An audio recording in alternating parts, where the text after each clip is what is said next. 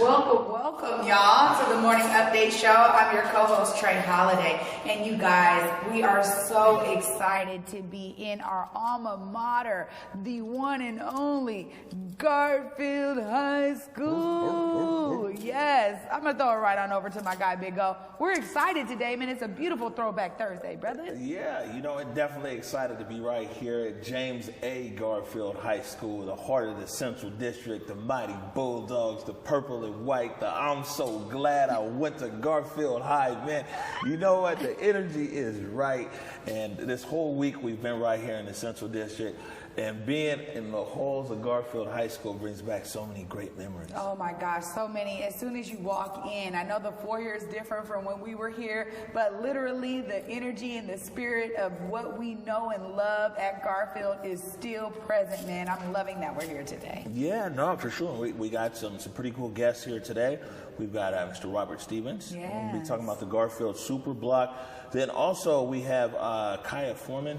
They're talking about the Building Black Wealth event that's going to be at Junkins Park, or Jimi Hendrix Park over the weekend.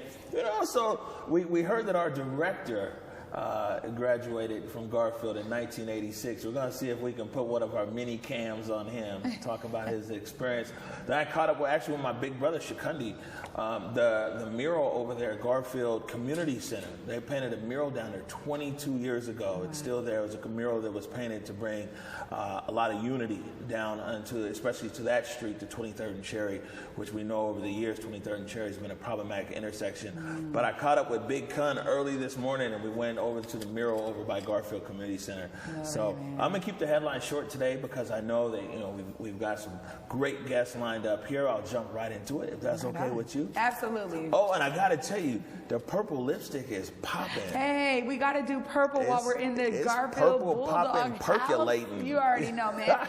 You guys know about that purple and white. There it is. Well, something else you might actually know about, and I know that you're a part of these different groups. The King County Equity Now and Africatown Community Land Trust, right here from the Seattle Times. Do you have this up, Daryl? And okay, so it is up, and I see it right there. It says, at the center of police defunding debate, King County Equity Now and Decriminalize Seattle Reimagine Public Safety. Man, tell us about it, Trey. Yeah, to be honest, this is, again, I always toss it back to the work that's been done way before the protest movement, way before George Floyd even happened. There was a lot of research in how communities can reimagine what response looks like. And so it's exciting that now, the Seattle Times has it out there, because a lot of people have been wondering, what are a lot of these ideas? Where do they come from? Hey, we're not sure about this coalition, it's new, or these are young radical folks with their ideas. But really, there's been some history that showcases that there's a lot of communities across the country that know how to do this and do it well. All right. Well, I mean, we'll see about a lot. But there are communities that are definitely have had some positive outcomes in restructuring and things like that. I think most important thing about this article in the Seattle Times is that it's saying that people have a plan, because the around a lot of the defund and conversation is, okay, people like, okay, defund, they understand money goes over to community programs and community resources, but there hasn't really been a big conversation about, okay, what does public safety now look like after you defunded a police department? What exactly does public safety look like? And so in the article, I suggest people read it. What I got out of it is now your organization, King County Equity Now and Decrime, are actually trying to outline this is what public safety will look like. And I'm sure that's something that's very important if you're wanting to gain more of traction across the city, especially for people that don't live in the Central District and the South End.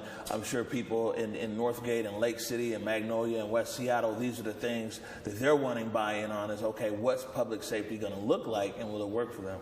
Yeah, absolutely. And that's why I'm loving that it's picked up by the Times. I mean, honestly, this is where we want people to understand that there's a lot of research research and planning that's happening on the ground level with a lot of these organizations. And that's really why I think coalition style, I'm seeing this. I'm hearing from folks in other places across the country that there's a lot of smaller coalitions that are beginning to build in specific areas that are trying to tackle a lot of these issues. Because really, when you bring together folks that have been doing the work, you have the resources right there before you, right? You have the research, you have the data teams, you have folks who've been deploying these situations and these programs in different areas. So you really have people that have been kind of at the forefront of this pulse, able to shape what it looks like for the future. So I'm excited for that. All right.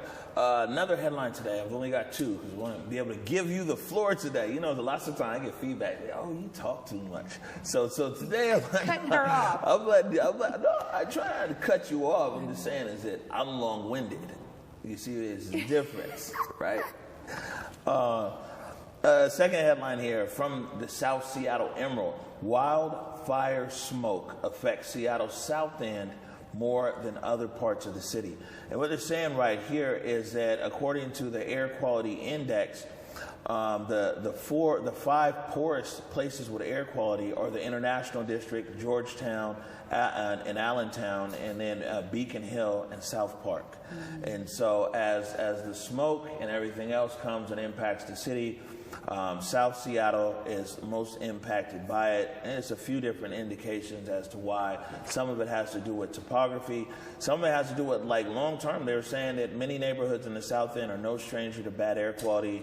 Residents of the Duwamish Valley, where industry is active, life expectancy has been decreased by ongoing air pollution. Air pollution is something that, you know, a lot of communities, they don't really talk about, but usually air quality, again, it's a disproportionate effect on usually people of color. Yeah. So yeah, urban areas historically, areas that are closer to the highways, closer to the freeways and things like that have always suffered poor air quality. And honestly, there's many groups that are working in environmental justice that have so many statistics around this. I know Front and Center is one of them that has so many statistics that claim that there's literally direct impacts with environmental harms that are done to communities of color. A lot of that is done in urban areas. So now we're seeing it here, with the poor air quality. It's unfortunate that it's centering in South Seattle. Yeah, I mean, it's unfortunate it's centering anywhere, but definitely in South Seattle. And so this brings us back to the key point. Air quality right now, I mean, it's kind of rebounding, but more fires are going. So please, if you don't have to be out there in that smoke, don't be out there. Please remember to keep your windows up. And we got to check on our friends and family and neighbors who might have a compromised respiratory system or might have asthma and this and that. You know what I'm saying? Let's make sure and check on our people right now as we struggle through this air quality issue. Yeah, and also too uplifting that the regular cloth masks are not going to protect you out there. You know what I mean? So you do need the N95 mask if you are going to be outside. If you have access to those masks, just remember that as well. All right, so I'm getting ready to step off your set. That purple lipstick, this set. The set always belongs to you, but it definitely belongs to you today. And I think that it's about time we get a guest that matches up with you. You know what I'm saying? I ran out, you believe it or not, I ran out the house without my purple. We're going to take a short break right now. I'm going to exit stage left. When we come back, we have Mr. Robert Stevens, Garfield Superblock. You were watching the Morning Update Show.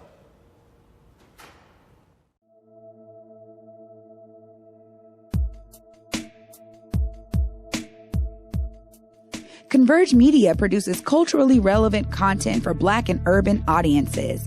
Our coverage is raw, transparent, and objective, praised by community leaders, government officials, and residents.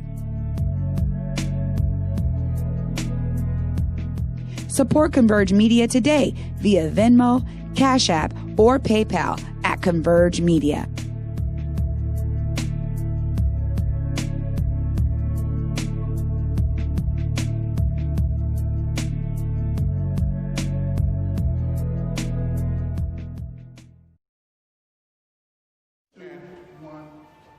Welcome back, everybody, to the Morning Update Show. I'm your co-host, Trey Holiday, and as you guys can tell, we are on location right here in the alma mater of so many amazing folks, me included.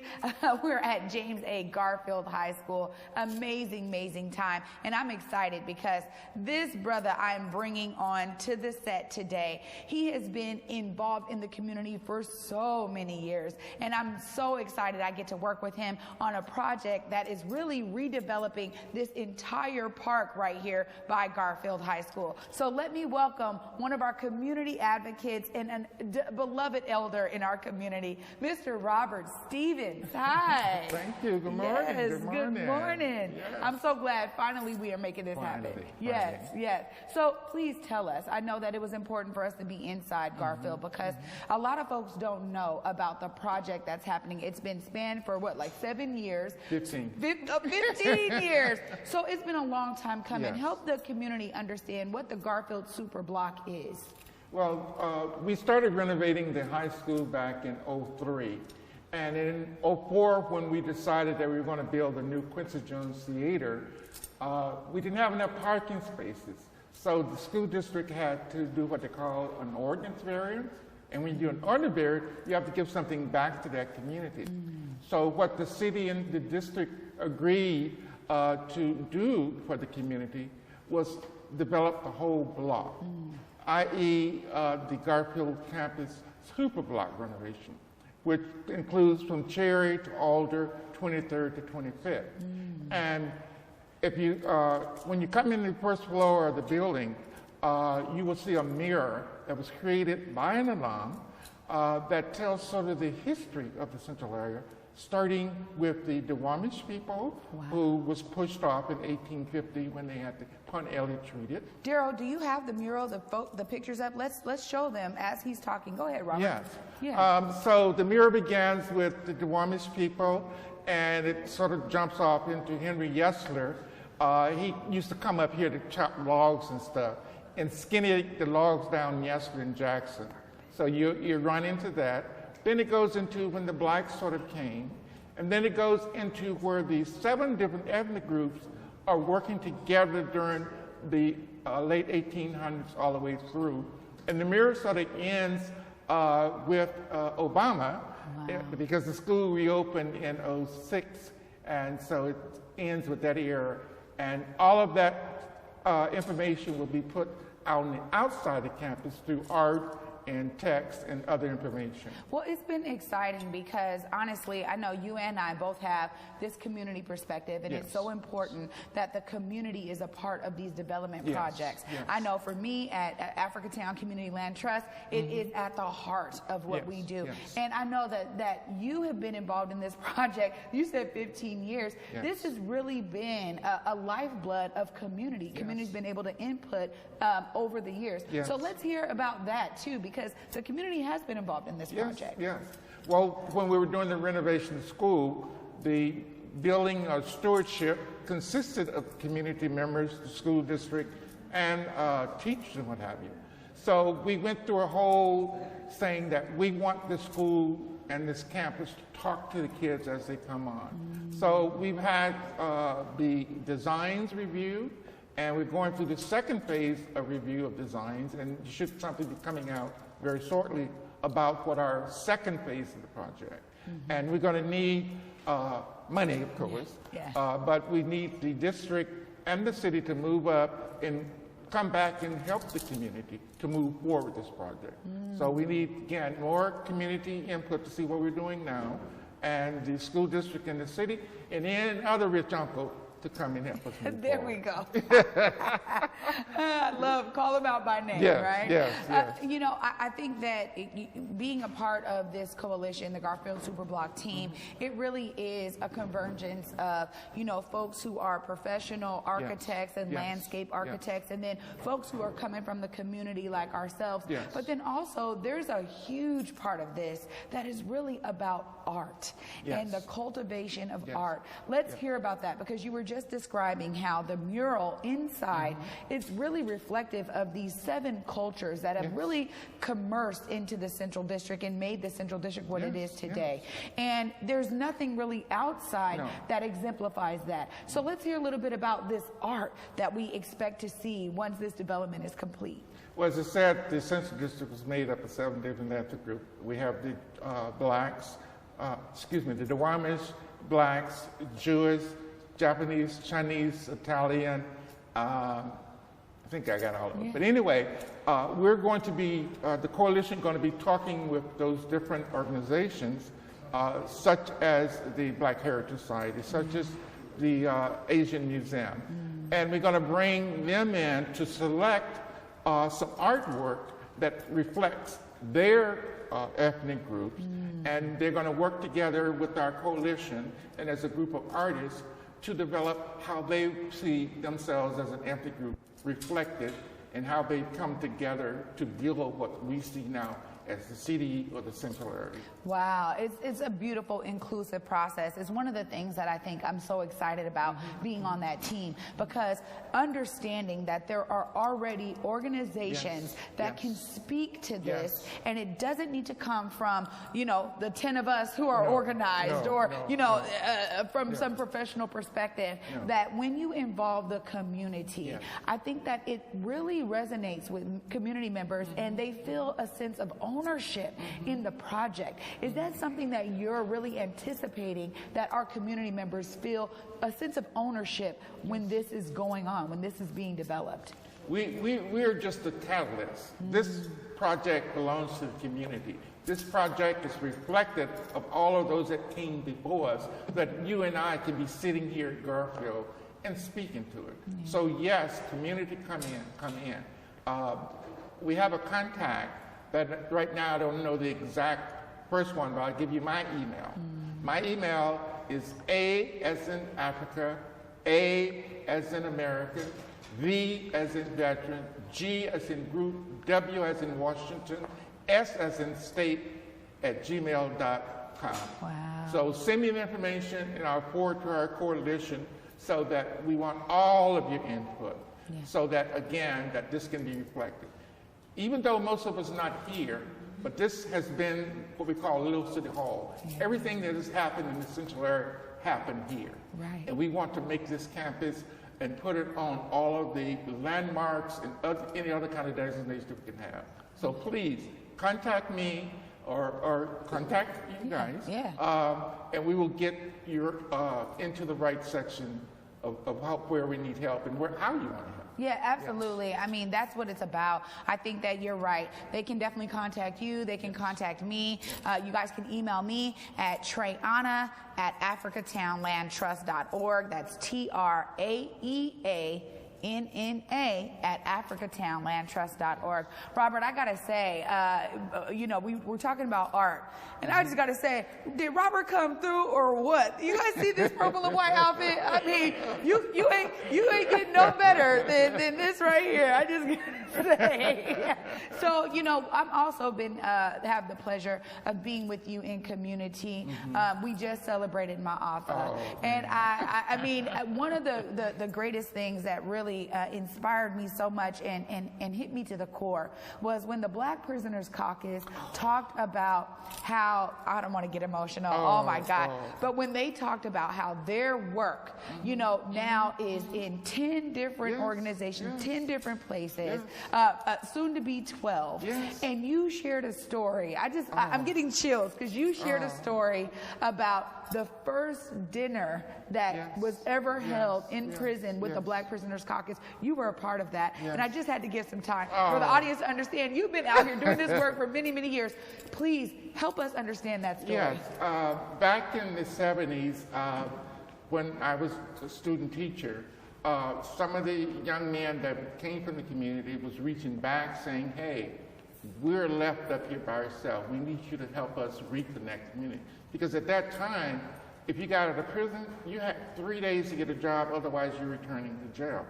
So between 1970 and 77, they said, what kind of programs we can do? So we thought about a dinner. You know, all of us work around a dinner.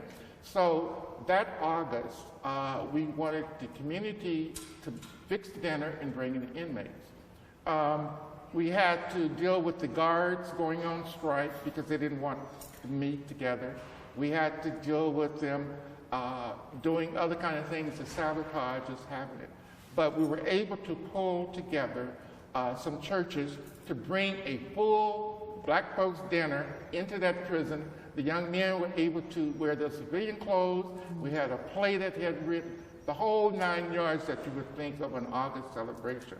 But the volunteer coordinator was a little bit jealous because he didn't have the control of the black inmates like he wanted to.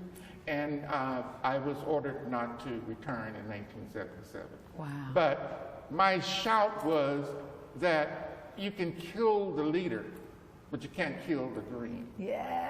And when I heard and saw those young men and the young lady, Yes. because it's that pretty now, Yeah. it was like my living is not in vain. It is not in vain. And you know, as you said, that whole program was making me cry. But when I heard that, I had to give a ring. Oh, man. Oh, I was so moved. And once again, I think that I just wanted to share that with the audience because sometimes there's not a real direct contact to what really happens in community. And this is what, Converge is really all about, like showcasing it because there's so many amazing things that happen behind the scenes and in community and people don't know unless they're a part of it. So I think that what you did in 77, say, look, we're going to bring a dinner here. We're going to uplift these people that feel like written off in our society. And now, all these years later, the Black Prisoners Caucus is holding up that work. And, and once again, I say this to anybody who's out there. If you guys got some time, I think Black Prisoners Caucus is a great place to bring your time, your talent, your treasure, because once again, those are folks from the community that want to return back into community. And there's a great way that we can do it collectively. So I'm so glad that you are a part of that work. And I'm also happy that you are keeping your finger on the pulse of this development project and making sure that community is a part of this. If folks want to get involved, I know that the coalition is working on more marketing, a website, and having that direct access so that community members can be even more involved in the process. So what we'll do right here on Converge, we'll make sure we share that website when everything is ready to go. Mr. Robert Stevens, thank you so much for joining me today. It's been a true pleasure. Thank you. Absolutely. Thank you. You guys are watching the Morning Update Show. Stay tuned. We'll be right back.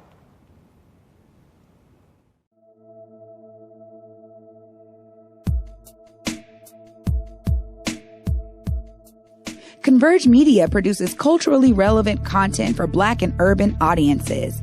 Our coverage is raw, transparent, and objective, praised by community leaders, government officials, and residents. Support Converge Media today via Venmo, CashApp, or PayPal at Converge Media.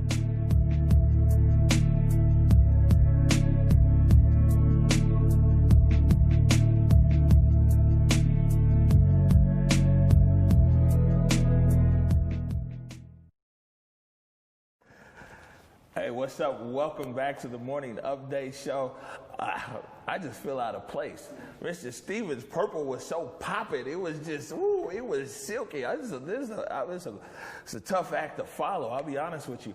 Broadcasting today from the epicenter of it all, from the heartbeat of the CD, Garfield High School, right here on 23rd and Jefferson. So happy to be here. We've been in the Central District mostly all week. We started the week up there on Capitol Hill at Cal Anderson Park, which back in the day, actually, that area used to be part of the Central District. First AME Church, over almost 140 years old, is only 3 blocks from Cal Anderson. So when somebody builds a church 130 years ago, they're building a church in an area where people can walk to the church.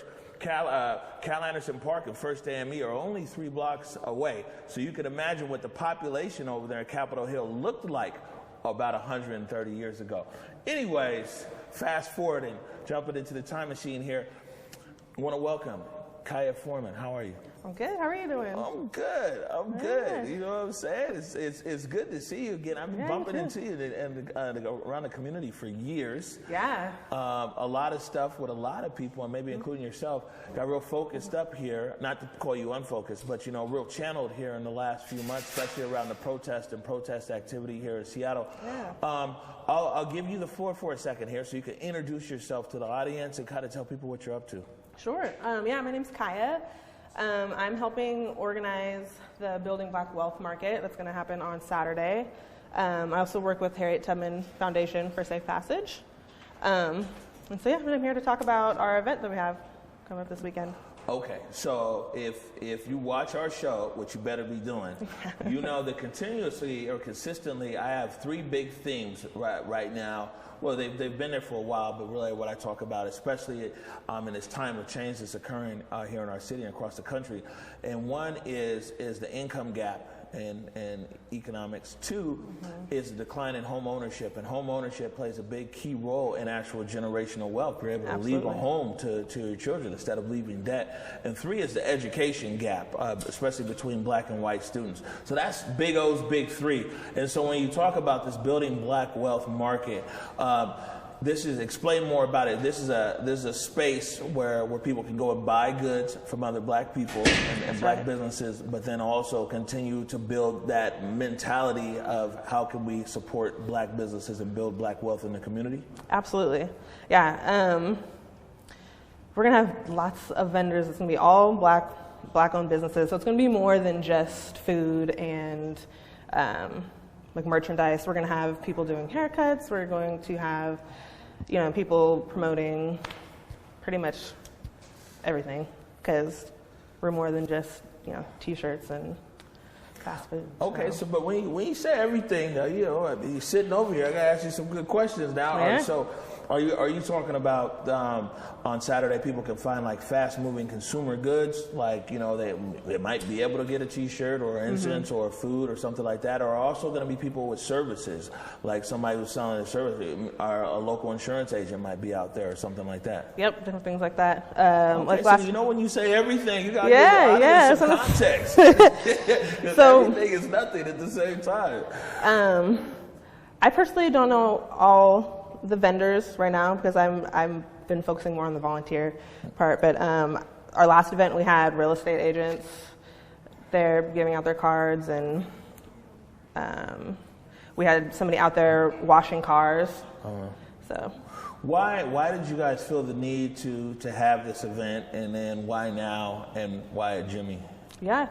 Well, Vivian Frison is one who put it all together originally, and so what she was telling me is that she really wanted to help and be involved with everything that's going on, and she just wanted it to be kind of in her lane. And that's when she started talking about the wealth gap and creating generational wealth for the black community. And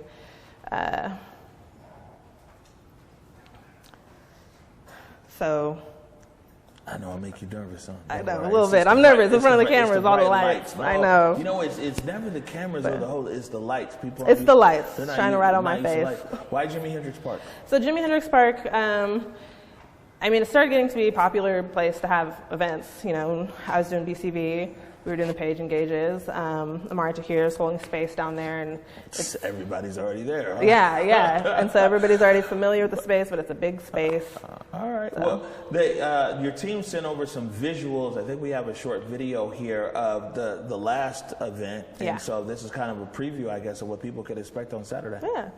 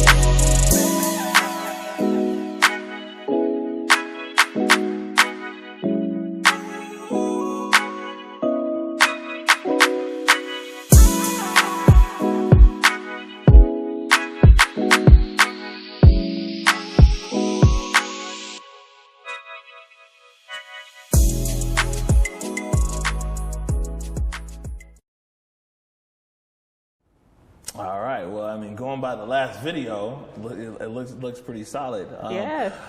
We're gonna circle right back to that. One thing though is that you did mention in your introduction that the Harriet Tubman Center for Safe Passage.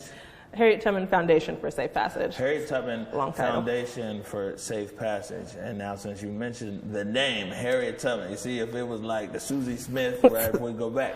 But you said Harriet Tubman, so you're calling on a mighty ancestor in the title of that foundation there. Tell us, what does the Harriet Tubman Foundation for Safe Passage do? So it's a nonprofit ran by Nadia and Miss Jessie, which I'm sure everybody's seen them on here before talking about it a little bit.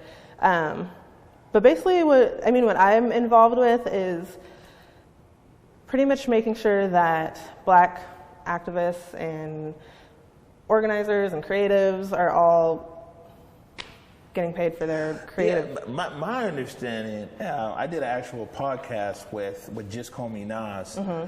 And the long and short of it is it's a foundation to make sure people aren't working for free in the creative space and the entertainment space, but then also the resources that they raise, the money resources. Yeah, they get creatives and artists paid, but then they use the resources to also address like issues in the community like mental health and things like that. So it's parallel track. Yeah. Would you agree? Yeah, I agree. Okay. Nadia probably is way better at explaining than I. You know, it's all right. The best thing is that a lot of people won't even come and talk. Yeah, this is not my thing usually. But. Yeah, but imagine now the next time you're gonna have that much more confidence. Right, I know. You see what I'm saying? It all starts somewhere. Yeah. Yes, I mean, you're doing fine, by the way. Thank you. No, you're doing a great job. So let's go over this one more time. This is the Building Black Wealth Market, and this is this Saturday. Yep. At Jimi Hendrix Park. Correct. It starts at what time? 11. Until? 7. Is there any kind of admission fee? No. Okay, now this is important for people like me and our director there, Daryl. Is there going to be food? Absolutely. Yes. Okay, I'm sold. There's going to be food, there's going to be music, there's going to be speakers. We're going to have our Black is Beautiful stage up again like we had over at CHOP, and so we're going to have a bunch of creatives come to highlight Black youth.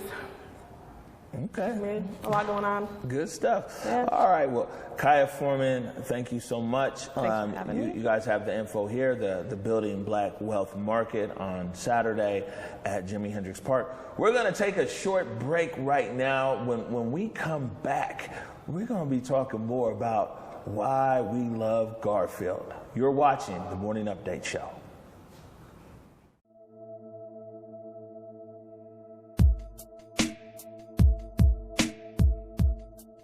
Converge Media produces culturally relevant content for Black and urban audiences.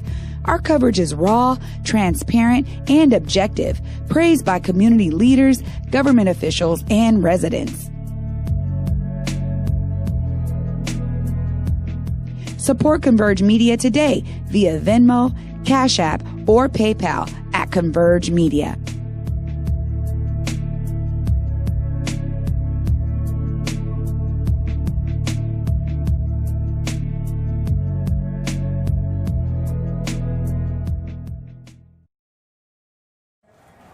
All right, welcome back to the Morning Update Show right here from James A. Garfield High School.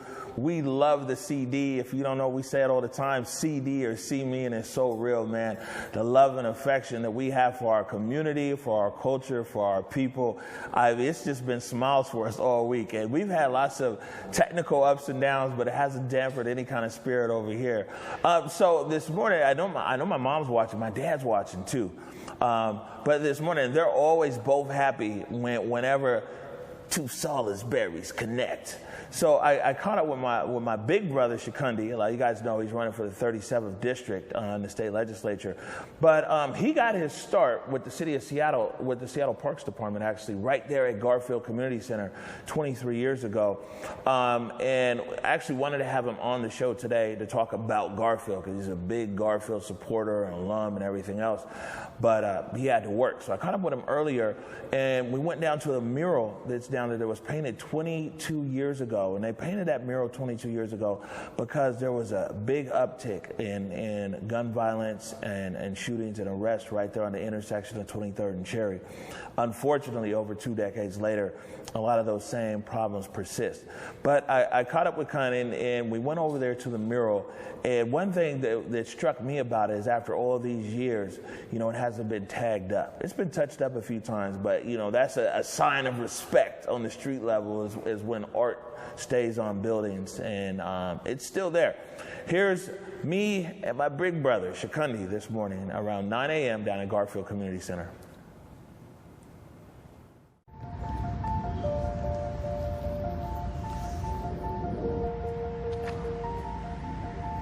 Got Rick. Cherry. Come on. 1998. That's your boy. I don't think my tummy's grown, but my hand hasn't grown. Yeah. This was a good day. It was part of We Love Garfield Day. And we just wanted to change the narrative up here. There had been a couple of shootings. There was a lot of narcotics activity. We were calling 911 almost every other day. And we just wanted to change the energy. And we had to bring it back and say why we love the CD and why we love Garfield.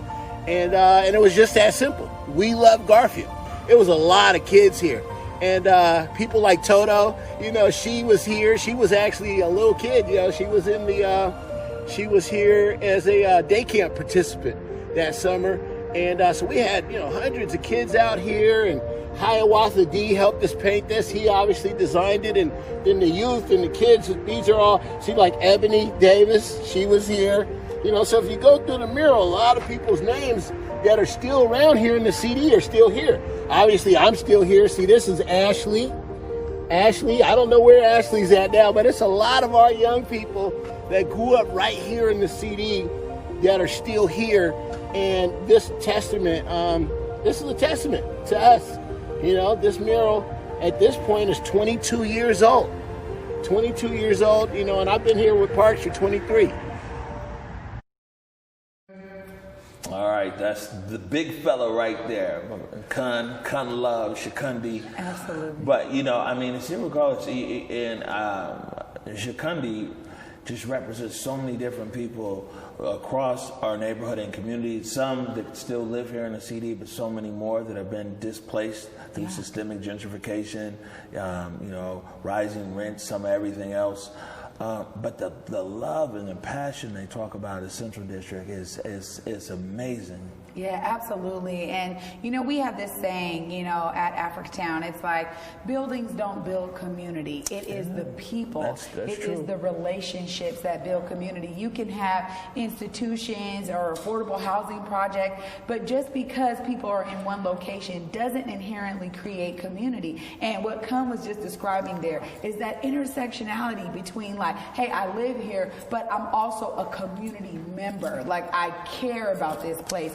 I give to this place, you know? And we saw that. We played a clip from Bubbling Brown Sugar last year. Of course, it didn't occur this year because of COVID. But Bubbling Brown Sugar, a tradition that started right there in the gym here at Garfield High School of, you know, something very special and unique to our community. So, I mean, in Garfield and the Central District, it started so many traditions.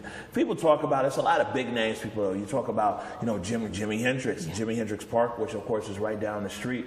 The Performing Arts Hall here is named after Quincy Jones. The legendary Ernestine Anderson went to school here, and so many other people. Then Ishmael Butler, Diggable Planets. Diggable Planets, man. You know what I'm saying? And that's just on the culture side. We don't even want to talk about sports. I mean, I was walking up here, I saw Brandon Roy. You know, and so it's a tradition here in our community, in our neighborhood. And I want people in Seattle, really across our broadcasting audience or footprint here, but especially people here in Seattle to know that even though a majority of black people have been displaced, gentrified, whatever you want to call it, our love and our passion for our community hasn't gone anywhere.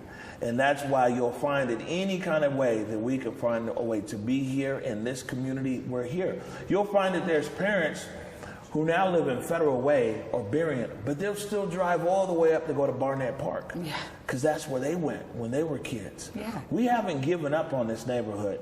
We haven't given up on this community. And physically and in spirit, we're not going nowhere.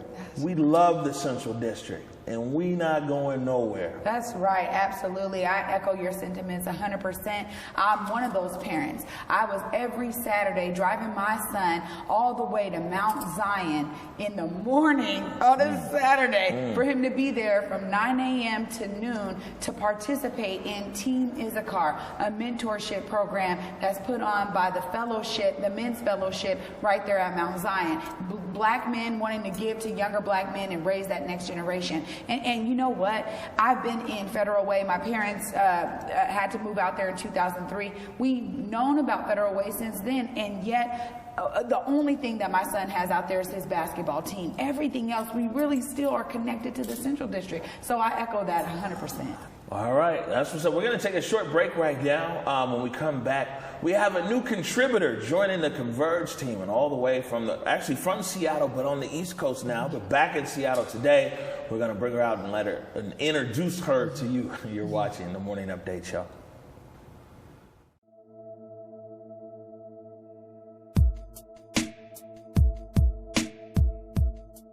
Converge Media produces culturally relevant content for Black and urban audiences.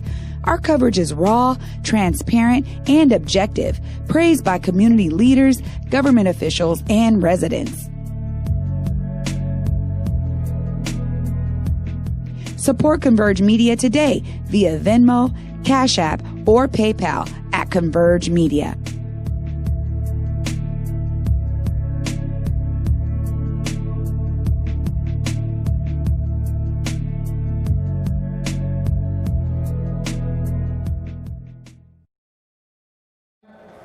All right, welcome back to the Morning Update Show right here live from James A. Garfield High School, 23rd and Jefferson. Look at even Bobby Stills is dancing back there. And he's from Columbus, Ohio. You can't help but be in this building right here and not feel this Bulldog love. It is a very historic building.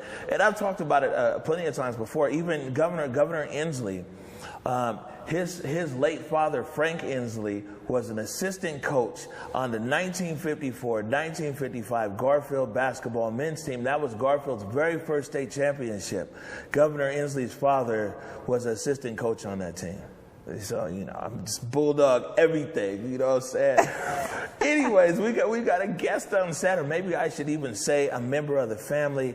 Want to welcome Julia Jesse to the Morning Update Show. How are you? Hey, everyone. Hey, O. You're such the historian. I always love that about you. Hey, just do my thing, man. What's good? How was your flight? Great. I flew, Delta, just how you do it. So I actually had a great journey, and it was just smooth sailing, literally. All right. So let me explain for our audience here. So Julia, actually from Seattle, we won't say what high school she went to. It's irrelevant today. But but me and Julia actually worked in media for almost 3 years, or maybe even longer, across East Africa. We worked in Tanzania, and we also worked in Kenya, and we worked for brands like Coca-Cola and Sprite. We worked for Heineken when we were over there, in telecommunications with companies like Vodacom and Vodafone, Zanto, Millicom, big Hennessy, stuff. You're right. I forgot about that. Yeah, we worked the whole Diageo brand. With Moet Hennessy and the Diageo portfolio. We had a busy Belvedere. three years over there, huh? Man, and a lot of that was mom. People, it's funny because I do these entrepreneurs. People talk to me about entrepreneurship, and I just tell people like, yo, you gotta, really grind. And I mean, I got a different view of grind because you remember, I started a small marketing company in Tanzania, not even knowing the local language, you know, still learning Swahili and everything else, and like really like with no money, walking everywhere, getting a little pajaj and everything. I mean, you were there. I mean, we were side by side. We were part of that hustle. I mean, it was an incredible start. It was an incredible start for me coming into media too, because you kind of gave me my first shot right out of college. So. It was a unique. You got on the plane, flew from Seattle to Amsterdam. I was like hitting you on Twitter. To Kilimanjaro, Kilimanjaro to Dar es Salaam. Yeah, you're right. Yeah, it was a 24-hour journey each time. So it was an incredible experience. You know, we put in a lot of blood, sweat, and tears in that country. Man, you know, I tell people the times that we were overseas is that hustle over there. Like, this isn't hard work. People think, and I appreciate it, I'm definitely not slacking, but this isn't hard work. Working over there across the continent of Africa and even over into the Middle East, that was hard work. And I'd explain to people that it's like, you know, over there, you might have power, you might not. Your phone might have credit in it to make a call, it might not. The bridge might be open, it might not. You get to work, you know, it could be. You might run out of Luku. Yeah, the power will be off. Does the generator have fuel? Is there a backup generator? Do you have internet connectivity? Do you have water? Latency. Exactly. That was all before you got to your desk.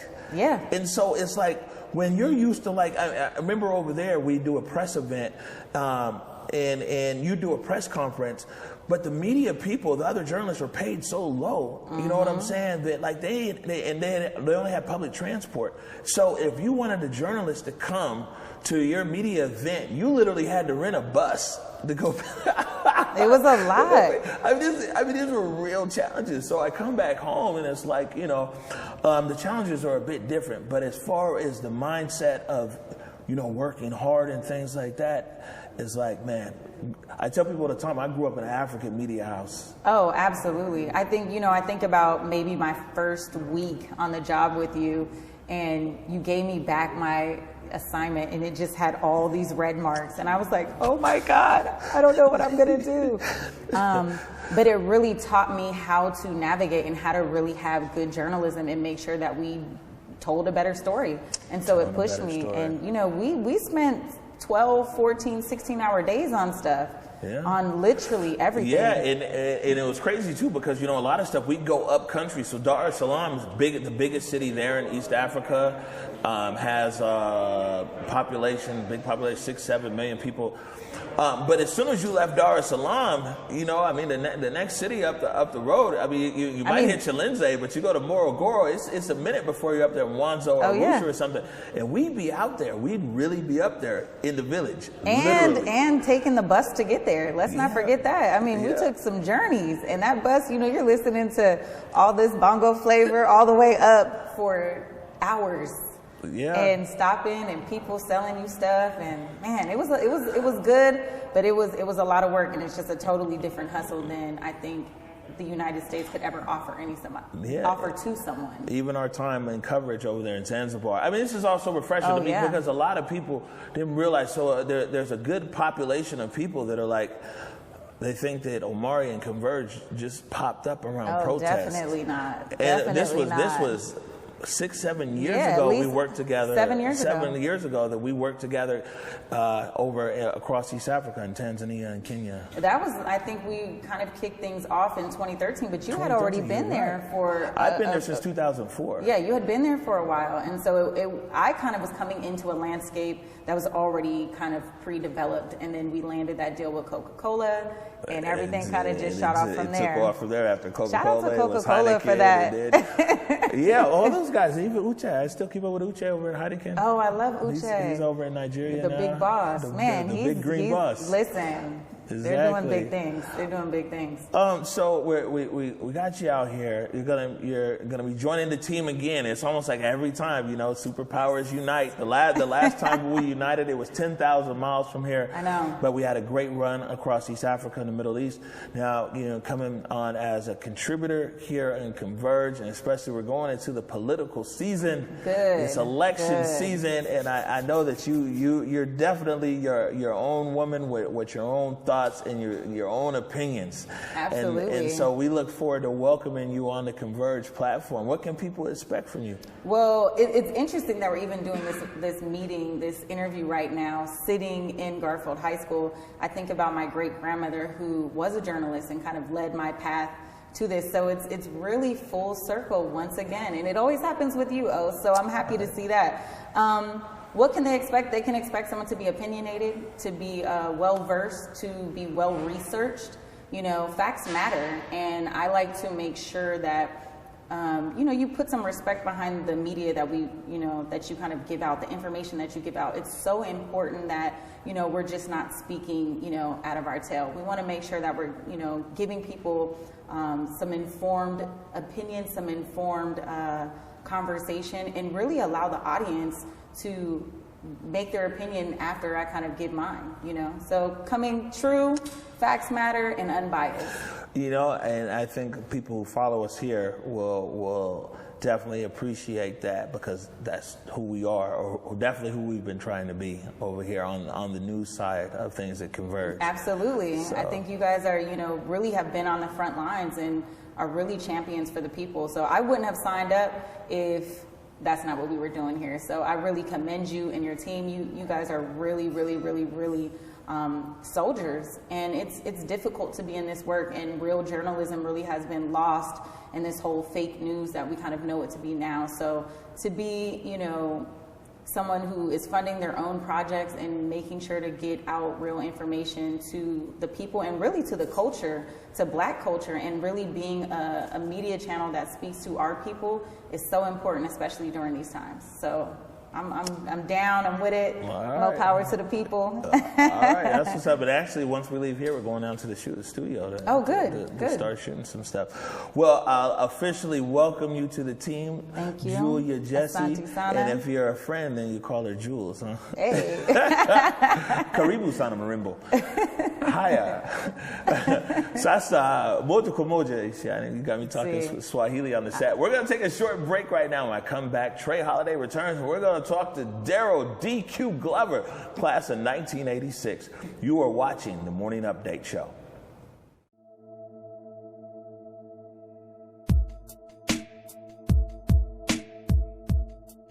Converge Media produces culturally relevant content for Black and urban audiences. Our coverage is raw, transparent, and objective, praised by community leaders, government officials, and residents. Support Converge Media today via Venmo, CashApp, or PayPal at Converge Media.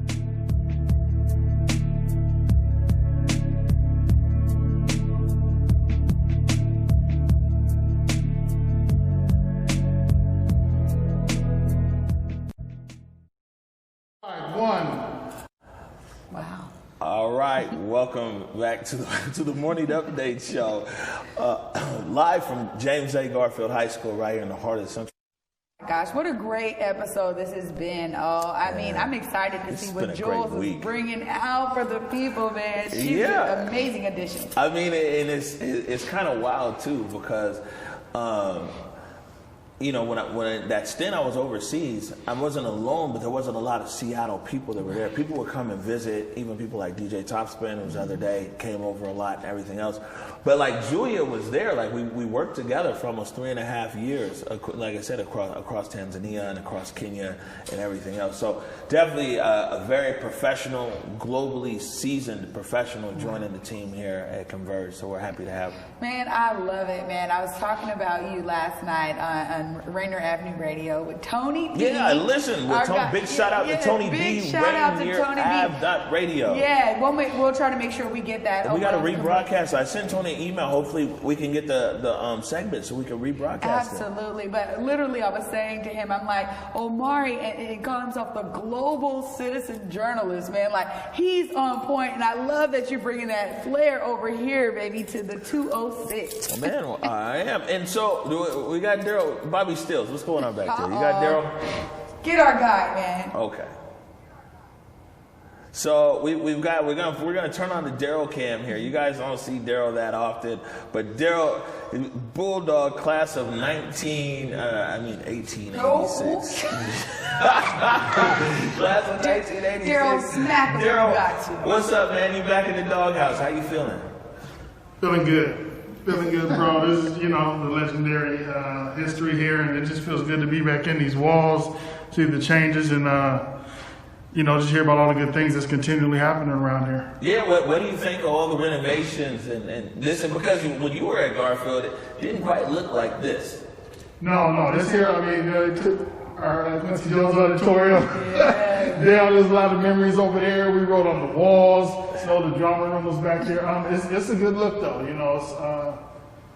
It's a really good look. It's unbelievable. One last question for you, man. What does Garfield High School, the Central District, mean to you? It's family. What other school, 5 years away from your graduation year invite you to? We've already managed family. When I see someone out, it's just family, man. There's folks who I just recognized but didn't even know them at the school. And I'll see them be like, Bulldog, yeah, come on, man. I got you, And then one other, just a more serious note, was the first person to reach out to me when I needed a kidney donor was someone I hadn't seen in 15 years. Wow. They came from the school, so. Oh. Yeah. Oh, yes. That's real. That's real. That's real. Well, thank you for sharing, DQ. Most definitely. Class of 1986. 86. All right. Man, every show this week has gone long, so what are we gonna say? But we're enjoying it, but we're getting ready to get out of here. But I hear something coming on. You're ready. Do you hear it? Do you hear it? I'm ready. I'm so glad I go to Garfield High. Come on, man. I'm so glad I go to Garfield High. Where's our shot? I'm so glad I go to Garfield High, singing glory, hallelujah. I go to Garfield High. All right, tomorrow at 11 a.m. We're out of here, everybody, man. God bless you. Thank you for joining us here at Garfield High School. Peace. Peace. Lift every voice and sing till earth in heaven ring with the harmonies of liberty. Let our rejoicing rise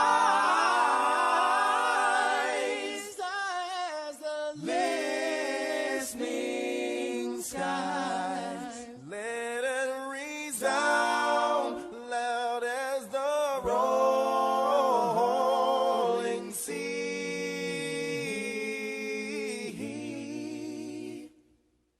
Sing a song full of the faith that the dark past has taught us. Sing a song full of the hope that the present has brought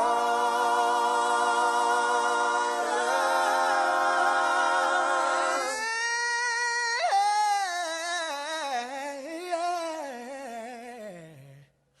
Facing the rising sun of a new day.